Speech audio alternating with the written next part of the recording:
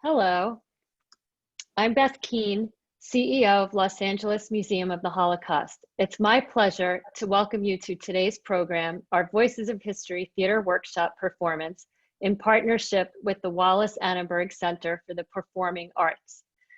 LA Museum of the Holocaust is the first survivor-founded Holocaust museum in the United States.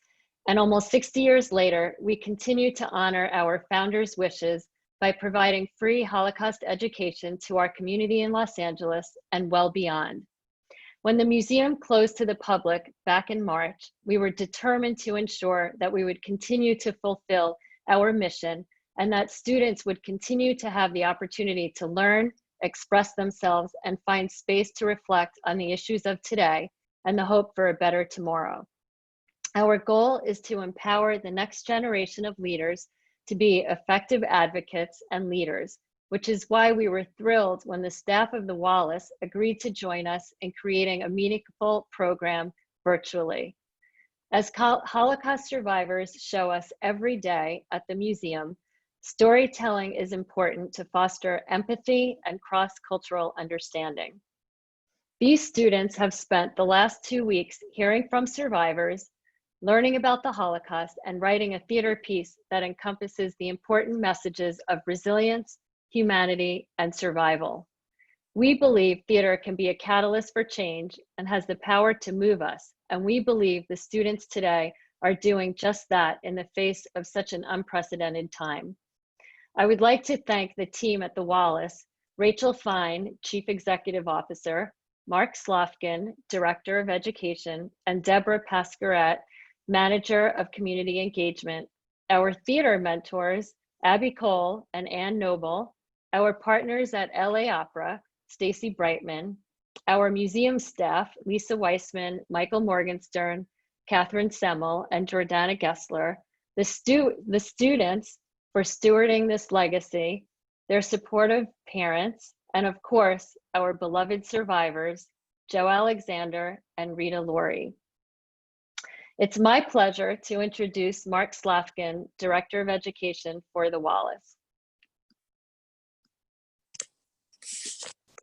Thank you, Beth, and welcome everyone. I want to add my thanks to everybody who has logged on this afternoon to see the work of our students. Our mission at the Wallace aligns very much with the museum in the sense that we believe in creating and sharing stories that are important to be told and to be heard. And under the umbrella of our education programs, which we call Grow at the Wallace, much of what we do is about giving people the tools, the inspiration, the support to create and share their stories. And that's exactly what Voices of History is all about. This is the third year of our partnership with the museum. The past 2 summers, we've been blessed for the students to be able to physically be in the museum, taking advantage of its remarkable resources, and then spend time at the Wallace, rehearsing and staging their pieces, and then performing in our Lovelace Studio Theater.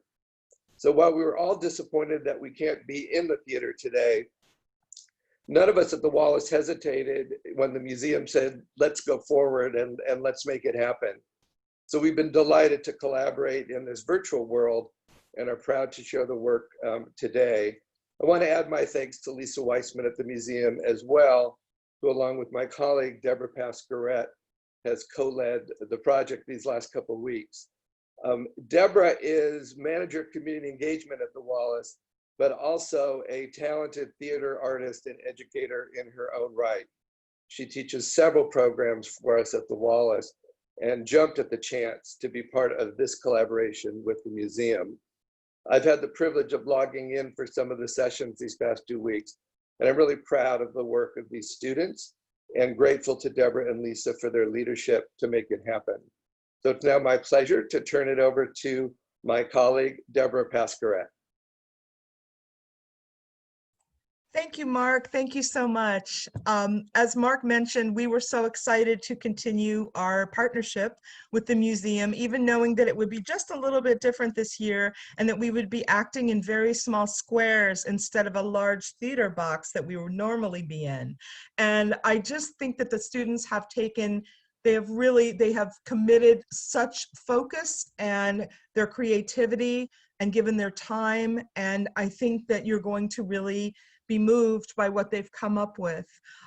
It has been a challenging and incredibly wonderful morning, and that all of our technical we had a few technical difficulties in taping the show beforehand, so you are actually going to have a wonderful treat and get to see it just like it would be at the Wallace in a live production. So the students are here today to do the production live for you.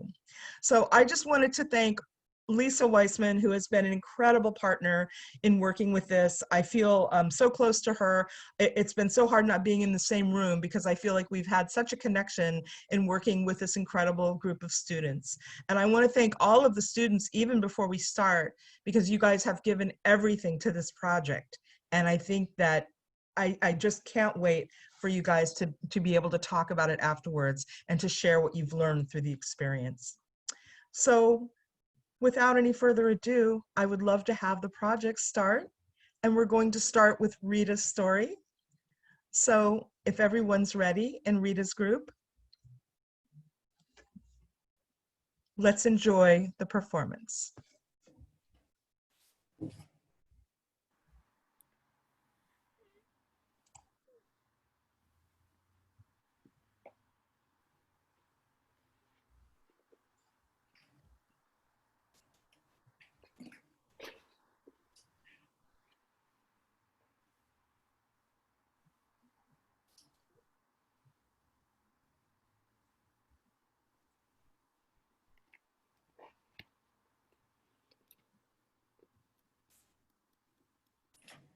I knew I was going to write a book someday. I had to tell the story. I knew I was going to write a book someday.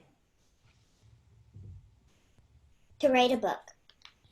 To tell the story. My first memory was seeing the Nazi tanks out my window.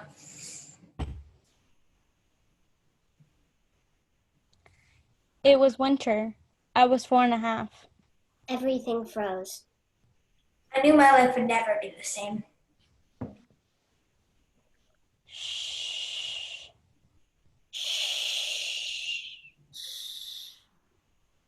People were getting orders to report to the train station, and there were rumors. The Nazis were coming. There was propaganda, troops, and guns. Sugarcoating the words to make it all nice, but it wasn't. We left, my family and my cousins, and we went into the dark night. And for 6 weeks, we hid in the forest. We hid behind haystacks. We hid in the haystacks. Giant haystacks. You could fit all the way inside.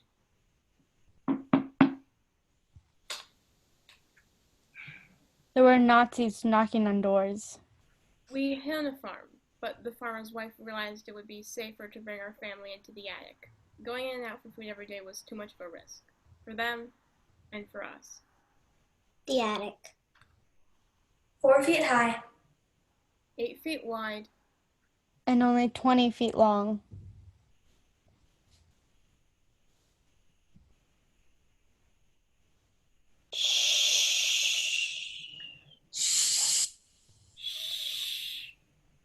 We had to be quiet all the time, Silent. No noise. even though we were kids. Or the Nazis would find us. There were 15 of us in the attic, my family and my cousins. My dad was very religious. He prayed every day.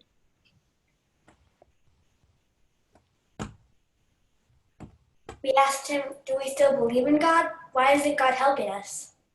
Dad told us that God had not forsaken us and that we should still believe. We had Shabbat every week, but had to be careful not to start a fire. The floor of the attic was straw, so we had to be so careful. Sometimes we would put the candles in a potato to hold them. There was so much sadness in the attic. So much sadness. There were big spaces between the slats of the barn. It was freezing in the winter and so hot in the summer. There was never enough to drink or eat. My little brother just started lying on the floor, never getting up, and he kept calling to my mom. And then he died. I closed my eyes and pretended that it wasn't real.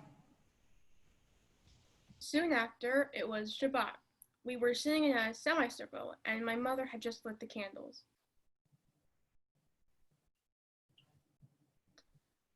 She looked around at each of us and then was very still. She put her head down, and she died.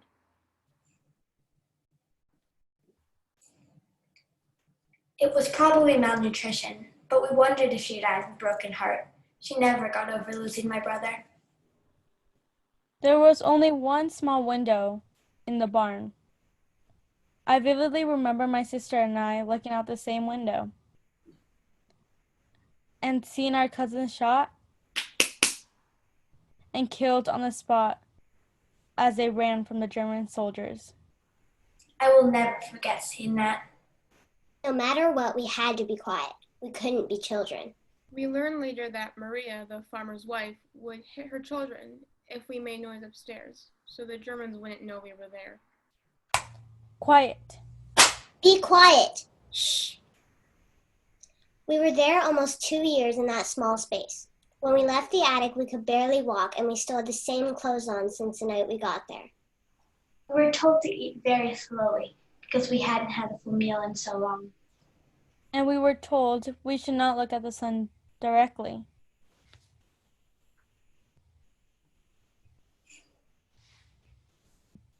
In May of 1945, the war ended. We had been in the attic the same time that Anne Frank had, but we survived. It was unusual that a large group like ours hadn't been found. We went back to our village and found our house empty, but it wasn't safe to stay. Even though the war was over, there were still Russians, Americans, and Germans fighting, and we were warned about continued acts of anti-Semitism. We found that our village knew we were hiding. There was never snow on the roof because of our body heat. They helped keep us safe. No one said anything. They had to know that people were hiding there. For the next 5 years, we lived in a displaced persons camp. We stayed in one in Italy, and there my grandfather remarried.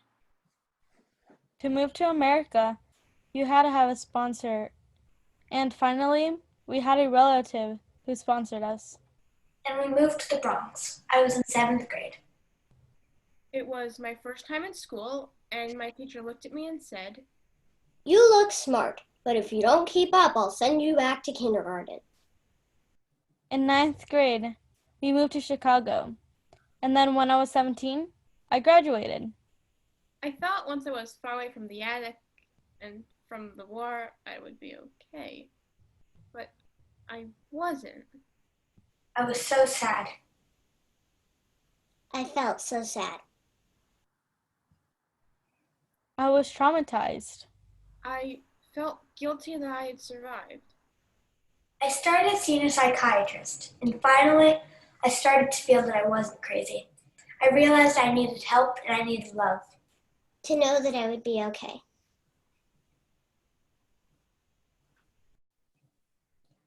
I finally started feeling I was bending toward the sun.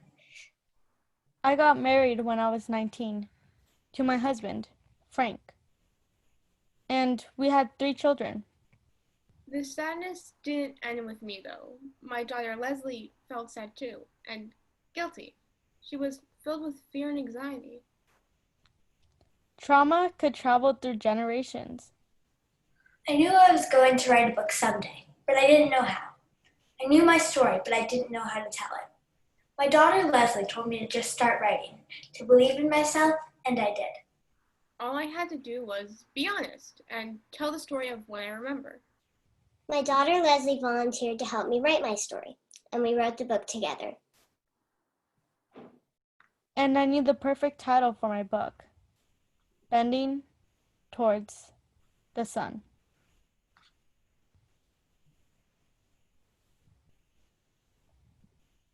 Because that's what I did.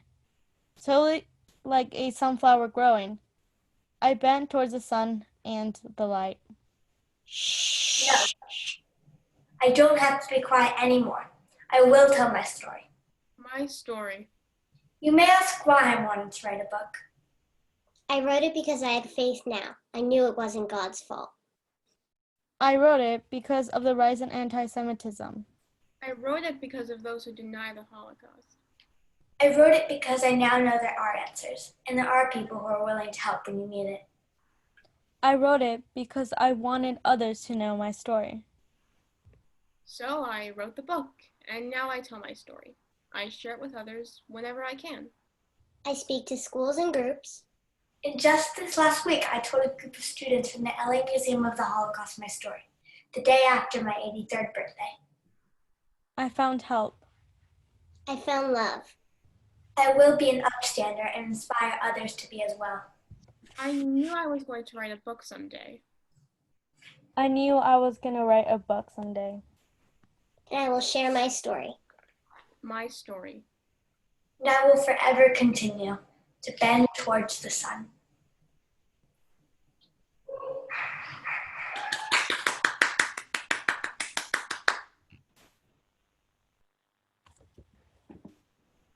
I'm sorry I started moving towards the end. The flashlight was burning my leg. I'm sorry I'm so red. It was sitting on my leg and it started to burn. We're going to now go to Joseph's group.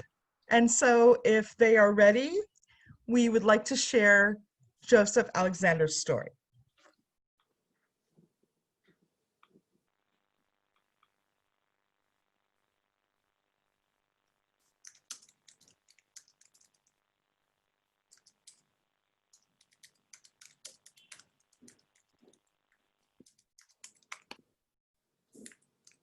This is Joseph Alexander's story.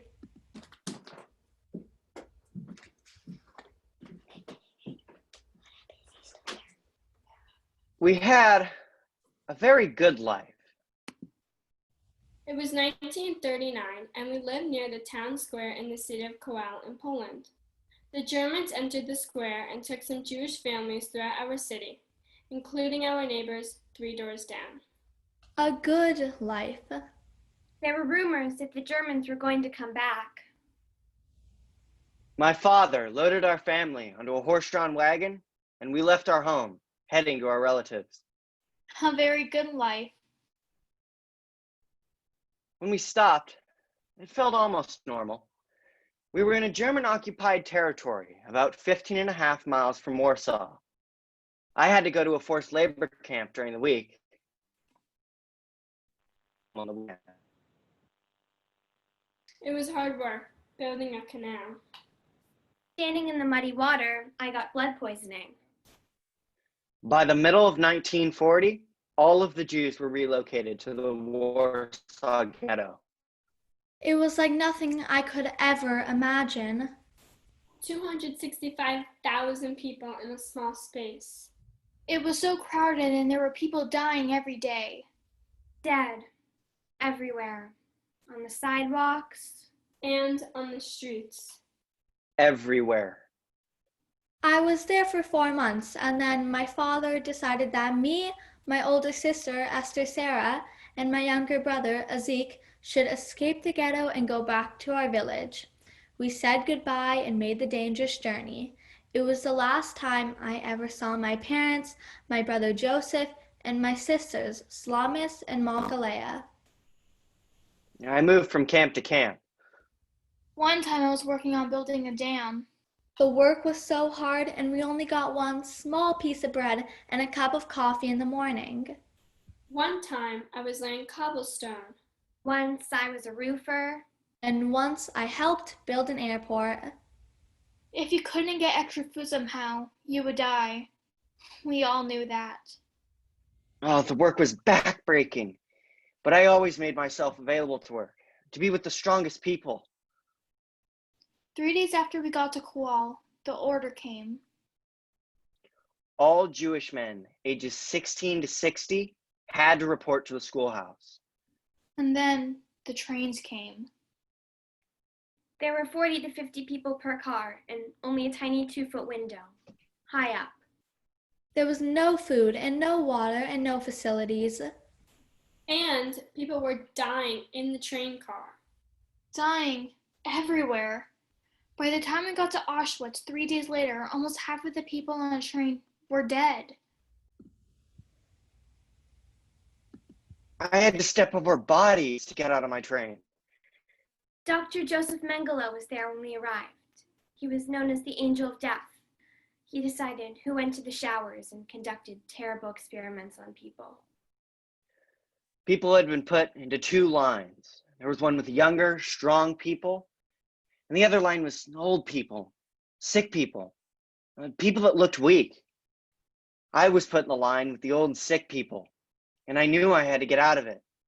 I knew what happened to the old and sick people. The showers. People didn't come back from the showers. When Dr. Mengele went further down the line, I took my chance and I ran across the other line, the one with the stronger people. The next morning, I found out that the people in the other line, that older and sick people, were sent straight to the ovens. I was given a tattoo, here on my arm. I had no name anymore, just a number, 14284. 1, 4, 2, 8. 4. In Auschwitz-Birkenau, a tailor I knew from my hometown invited me to help sew clothes with him so I was able to get extra food. A few months later, I was sent with a few thousand men back to the Warsaw Ghetto, where we worked dismantling the ghetto buildings and stacking the bricks. While I was there, I contracted typhus, and I sat shivering behind a pile of bricks. I was spared because the German in charge of my group was kind. I knew that if you went into the hospital, you didn't come out. In early 1944, we were evacuated. We walked for 3 days and we were then shipped by cattle car to Dachau. Again, 3 terrible days on the train. And only 2 weeks later, I was sent to another camp, Kaufering, where I worked digging potatoes. The good thing was that you could eat the potatoes, and we did. We had baked potatoes. And then I was transferred again to another camp, where this time I worked in a kitchen for German guards. I also sewed for the German supervisors, and they gave me extra food. I wouldn't have survived if it wasn't for the extra food. In April of 1945, we were all returned to Dachau and put in a death march. We were forced to march, and when people couldn't keep up, they'd be left to die or they were shot. People died from exposure, starvation, and exhaustion. At one point, a bridge was blown up just as I crossed it. That night, the German guards disappeared, and the German police moved us into the village of Königsdorf. The next day, I saw the first American tank, and I knew we were free. I left right away with a group of my friends, and by late May, we arrived at a displaced persons camp. I had been at 12 camps. I couldn't stay at another camp. So I lived on a nearby farm. I started buying and selling food, like flour and eggs and chickens. I even traded items on the black market. I had it very good then. I briefly went back to Kual, where I found one of my cousins, Mark, who had survived. In 1949, I immigrated to the United States, going first to Harrisburg, Pennsylvania, and then, in 1950, to Santa Monica, where my cousin Mark lived. After moving to Riverside for a short time and then to Victorville and to Fort Irwin, where I opened up a tailor shop, I moved back to Los Angeles in 1957. While my business partner helped get the new shop in Los Angeles ready, I went back to Harrisburg. There, I met Adele, and I married her 2 weeks later. I opened LA Uniform Exchange on Melrose Avenue, where I sold military uniforms. After 37 years, when I was 72, I retired from my shop. I will never forget seeing prisoners run into electric fences in Auschwitz. I will never forget seeing so many people beaten to death. I will never forget seeing the bodies on the sidewalks in the ghetto. I will never forget losing my family. I share my story because people shouldn't forget. I share my story because I hear students say they don't know about the Holocaust. I share my story because anti-Semitism still exists. I share my story because there are many survivors left. When I came to America, I decided to take my brother's name, Joseph, to honor his memory. I will always have this tattoo, but my name is Joseph. We must never forget.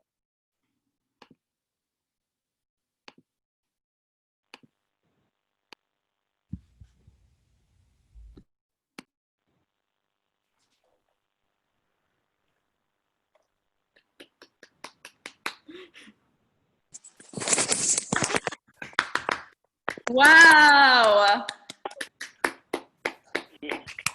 Yeah. That was Hello. amazing. Do I clap yet? I am going to Yes. ask. Oh, hi, Joe. Yes. Hi. Oh, hi, Jim. Hi. How are you? Good. I'm going to ask all the students to make their names and not the period. And that way we can just have a quick Q&A. If any of our audience members want to ask a question, they can put it in the Q&A and we can ask the students as well. Thank you guys so much. This was absolutely amazing. My name's Joanna Gessler and I work at Los Angeles Museum of the Holocaust. Thank you everyone for joining this evening. I hope you found that performance as inspiring as I did. I think that no one knew what theater on Zoom would look like, and this group of students just showed us that you can do theater on Zoom, and they should probably now contact the producers of Hamilton because they can do their performance on Disney+. I want to just thank everyone for joining. I was hoping that we could just do a quick Q&A with some of the students and see if you guys have any words of wisdom for us. And, you know, I'm gonna ask a question, like feel free to just raise your hand and you can unmute yourself. And I wanted to kind of start off by saying, what did it feel like for you to embody a character of a Holocaust survivor, a person whom you met virtually? And what sort of preparation did you go through to prepare yourself?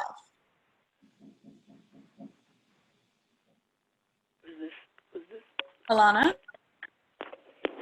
Well, it was a unique experience, like meeting a Holocaust survivor and like knowing their story and then like trying to create and share their story.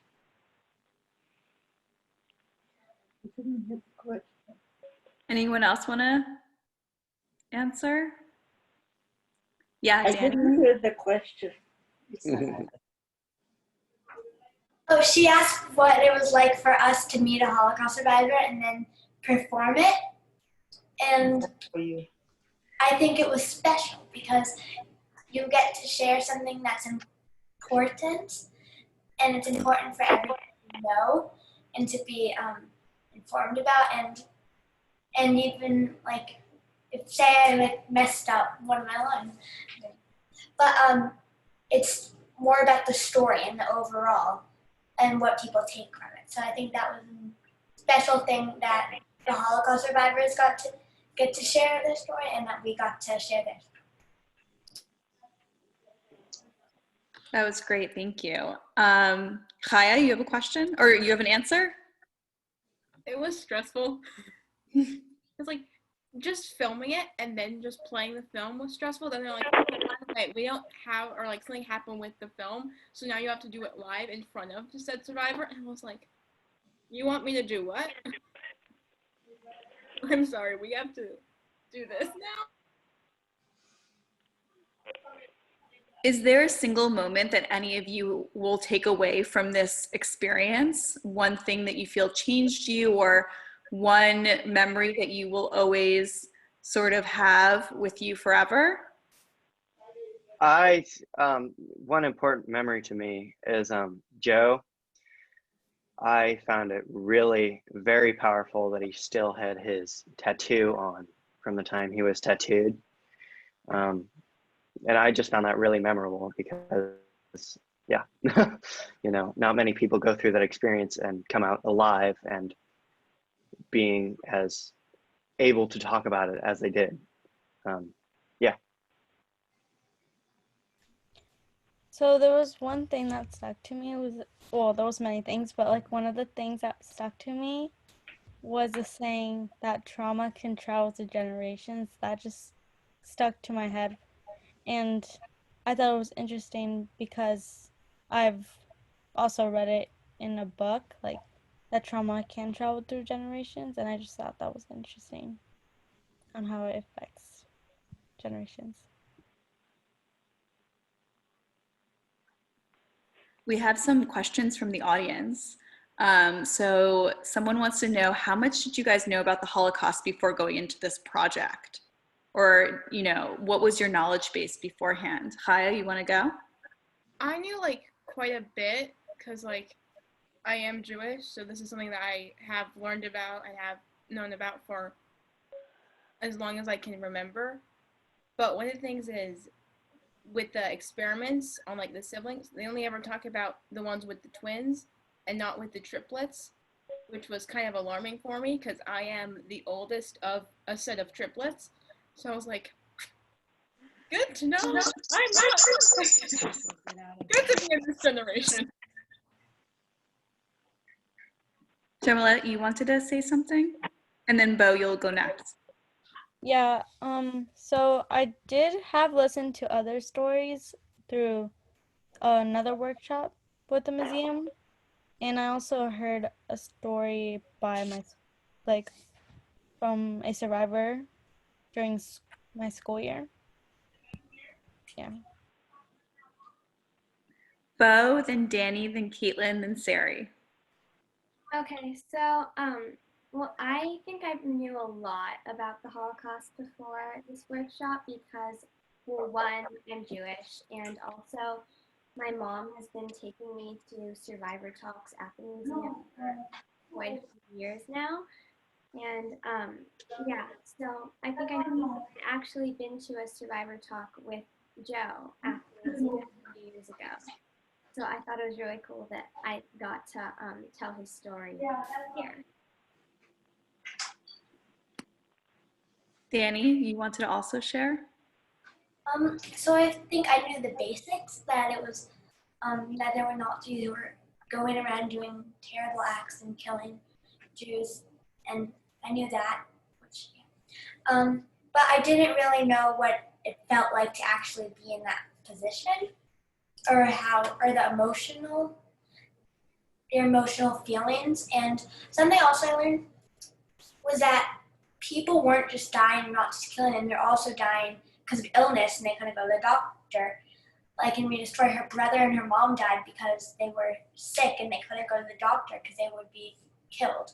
So I think learning that was very something I feel like everybody should know. Caitlin?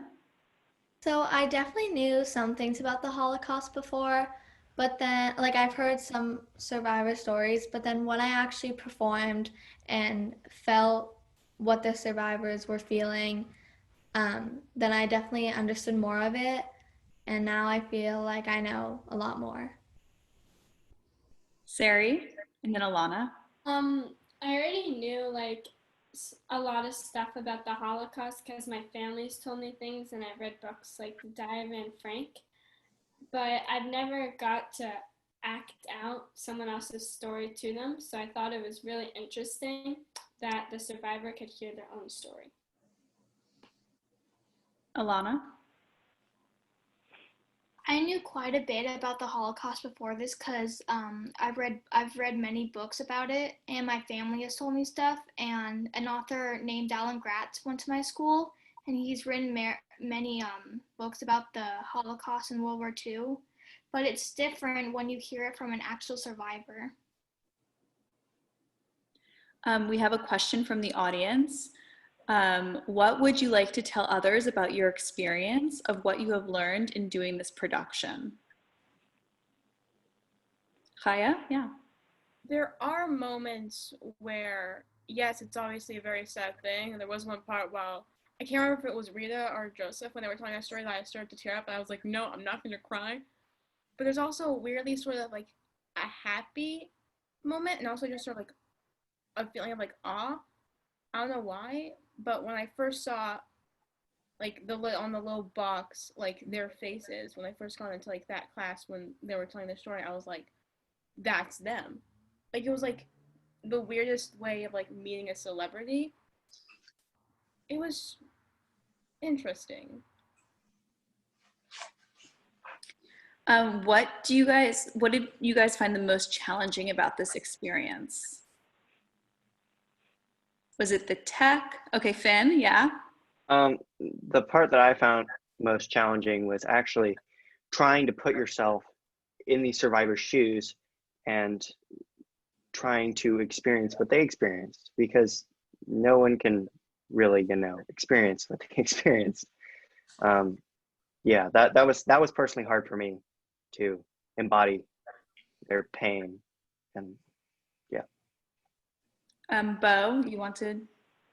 Yeah, okay, so I think the most challenging thing for me was the acting it out. I mean, I love theater, I love acting, but what was challenging for me is because it's such a heavy topic and very personal to the survivors. I was kind of challenged by figuring out how to act it out without like using the right amount of emotion. I didn't want to be too depressed because it's a story of resilience and hope, but I didn't want to be too light and like, I don't know, dismissing the heaviness of the topic. I don't know what I'm saying, but yeah. No, that's true. Alana, you wanted to share something? Yeah, definitely trying to be put in the survivor's shoes was the hardest because you don't know what they feel like. Even if they talk to you, you can't, you haven't experienced the pain that they went through. Chaya, yeah. For me, because I already knew a bit about the pain, it was just sort of like trying to not get ridiculously angry, because I have like low-key anger problems.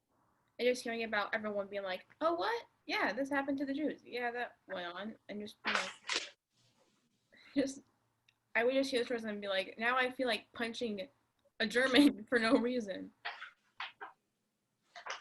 I want to give a moment. We have our two survivor speakers who are the mentors and inspiration for this production this evening. And I was wondering if either Rita, if you wanted to say a few words about what it felt to watch your story, and then also to have Joe share as well. Well, I didn't feel that enough of my story was really covered to get the full gist of the story. But I realize it's hard for all of you people to listen to these stories. I myself felt myself crying while you were talking. I hope you learned something from being there, and I enjoy meeting all of you. Joe, do you want to add anything about what it felt like to watch these students bring your story to life on a virtual stage? Well, first of all, I'd like to thank you, all the students, for performing. They did a very excellent job. Very good, and I appreciate that very much. And the reason I still talk to all the schools, to all the kids, is because after all we went through, today there's still so much anti-Semitism going on. And the Jews always try to help every other nations, everybody people, but none of them do ever try to help any Jews. So I appreciate very much what these kids did. It's unbelievable that the job they did, and also you, Jordana, for you, thank you for bringing this on and to let people see and hear about the experience we went through. Thank you very much. Thank you, Joe and Rita. Can I make one comment also? Of course, Leslie. Thank you. I want to thank all of you. I thought the performances were just beautiful. And I think the fact that you could bring tears to my mother's eyes to make us feel what she felt like. And I, got a feel for Joseph's story and what he went through. I thought you did a beautiful job. How difficult to do this from your own rooms, from your own homes. And, one of the reasons we tell this story over and over again in so many ways is that is a key to making the world better, is having all of us get to meet and talk to people different from ourselves. And you all got to not only meet and listen, but then have to play their roles. And that's how we forge empathy. That's how we're able to, understand people and help bring about change. So I really appreciated this. I thought it was wonderful, and thank you. Can I just say something? Of course. Okay. My main reason for agreeing to write a book with my daughter, first of all, I knew it would be a good book if she wrote it with me. Also, is because of the anti-Semitism that I still hear about. And it makes me very angry. And people saying the Holocaust never happened.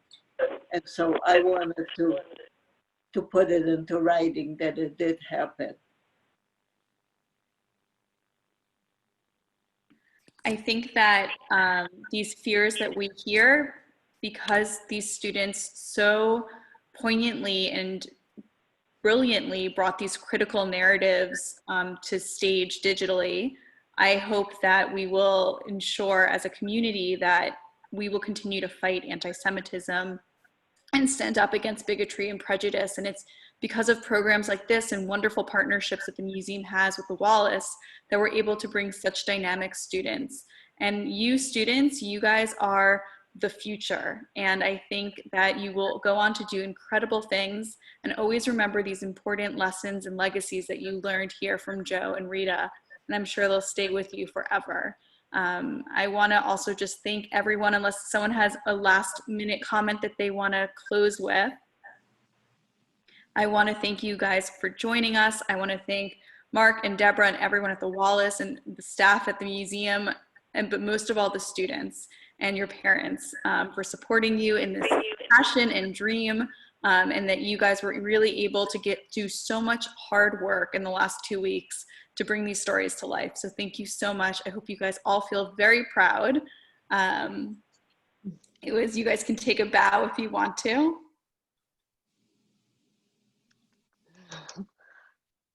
We look forward to having all of you in our community and for continued programming, We hope everyone found this to be a very meaningful event this evening. You can always learn more about our virtual events and our education programs, and of course our teen advisory board at our website, lamoth.org.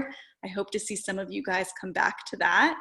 Our museum programs continue to be online, and we look forward to seeing you guys at our next event. So thank you so much, everyone. Have a beautiful Shabbat, a lovely weekend, and stay safe and healthy, and definitely keep in touch. Thank you for coming into my home. Thank you for allowing us into your home, for sure. My pleasure.